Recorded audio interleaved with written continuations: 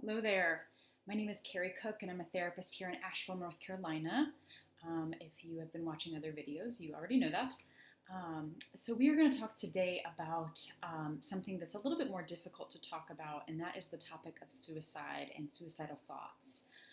So you can find a lot of videos and stuff online about the statistics and concern about suicide in college, on college campuses. There's a lot of information about that out there, and that information is important.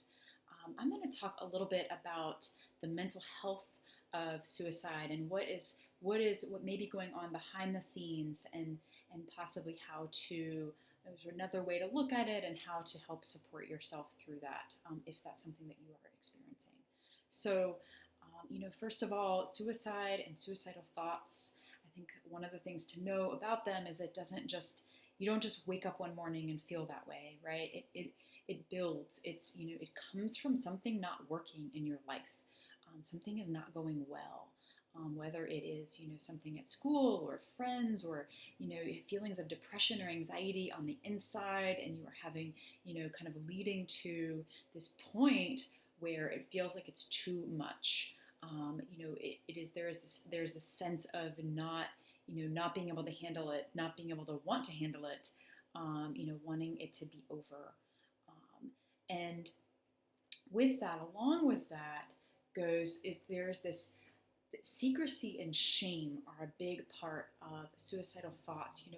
We are, as a society, very scared of talking about it.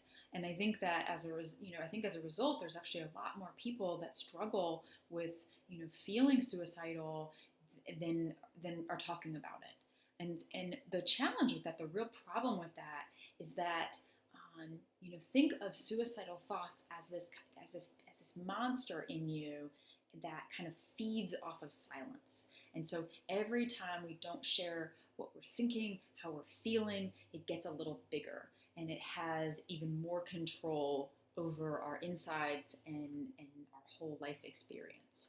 So, and I tell that to you because it can really help to find, the only place that treatment really starts, and that figuring out how to support yourself through suicidal thoughts really starts, is by talking about it, by being able to let it out. If that has to start with you writing it down on a piece of paper, that's a start.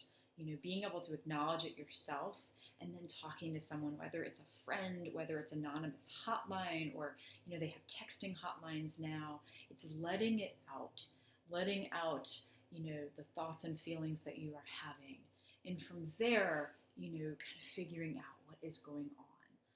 Because until you are able to kind of talk about it, it's going to be real hard to figure it out within yourself, and that's easier said than done. It can be really scary trying to talk to someone and figure out, how to just let someone know that you're thinking those things, that you are, wanting it all to end. Here at Bridgebox, we really want, our purpose is to support college students. And so if you are, feeling uneasy or kind of scaring yourself with some of your thinking, and you're not sure where to go, your college counseling center is a great place to start.